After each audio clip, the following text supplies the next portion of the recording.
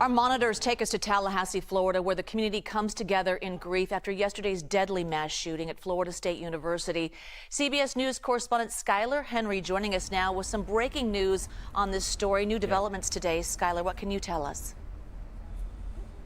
Hey there, good to see you as always. Well, the details continuing to emerge and trickle out as we learn a bit more, not only about the suspected shooter involved in that incident that happened here on Florida State University's campus, but also about the victims themselves. Police held a briefing earlier today where they say that the suspected shooter is still recovering from gunshot wounds that police actually fired upon him, and that he is likely to face first-degree murder charges. Now, if we take a look at the timeline that police recently put out, they say that this all happened approximately around 11 in the morning, that the suspect, Phoenix Eichner, arrived at Florida State University's parking garage.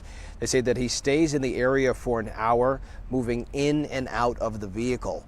Following that, at around 11:51, they say that Eichner leaves the parking garage, and between 11:56 and 11:57 in the morning, that is when the first shot is fired. Eichner walks in and out of the buildings and in the green spaces here on campus, firing a handgun. By 11:58, multiple 911 calls were made saying that a male is actively shooting on campus, triggering simultaneous responses by police and nearby officers. And then 12 p.m., they say that the suspect is shot by responding officers and, of course, taken into custody, where we now know that he is recovering at an area hospital, and as the police chief said earlier today, likely to face those first-degree murder charges. But what is certainly exceptional and astounding to pay attention to when you look at the detail is the fact that all of this happened in less than 5 minutes. The fact that officers were able to respond so quickly to the calls, those 911 calls here on campus. We should also point out where we are right now. We're in the heart of campus. Just over my shoulder here, several dozen students are out here paying their respects to those who were injured and, of course, lost their lives. Flowers, makeshift memorials, really all across the campus here. We're learning so much more about the suspected shooter. Yesterday, they said that 20-year-old Phoenix Eichner had access to a handgun that belonged to his stepmother, an 18-year veteran with the Leon County Sheriff's Office. She, her sheriff's deputy herself, who actually earned Employee of the Month as recently as last March. That handgun was in her possession. They're still investigating to try to figure out exactly how Eichner was able to get his hands on her service weapon. And we are continuing to learn more about the victims as well, some of whom have already been ID'd, including 2 that have died. Yeah, I was going to just ask you about that. 2 killed, 6 injured, and do we know any more about them? I do know that 2 of them, the ones that were killed, were not students.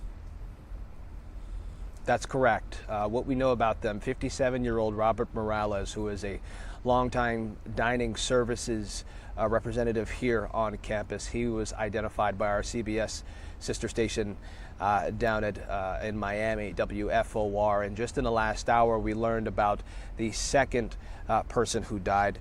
His name is Tiru Shaba. He was 45 years old, a father of 2, and he is actually a resident of Greenville, South Carolina, who happened to be on Florida State University's campus yesterday as an employee of a campus vendor when Phoenix Eichner allegedly opened fire here on campus. They say that he is survived by his wife and 2 children. His family is now asking for the media to respect their privacy, but they have already asked for National Civil Rights Attorney Bakari Sellers and Jim Bannister to represent them as they continue to see exactly what happened here. They're looking to try to get to the bottom of why this happened and what caused what police say Phoenix Eichner to open fire here on campus. We should also point out that the victims who are in the hospital, still not sure if they were students or if they were other folks here on campus.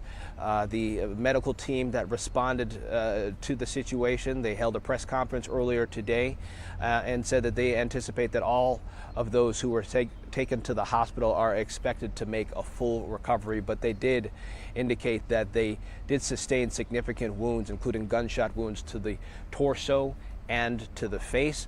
Some of those victims are actually expected to be released from the hospital today. Others had to stay for several more days, if not longer. But the good news, at least on that front, is that they anticipate that they all will make a full recovery. Again, as police continue their investigation as to why all of this happened, they're asking for anyone who may have pictures, videos, any additional information to reach out to Tallahassee Police, the Leon County Sheriff's Office, or the FBI as well, so that they can put these pieces of the puzzle together. Yeah, and we will certainly respect that family's request for privacy as well. Skyler Henry, thank you so much.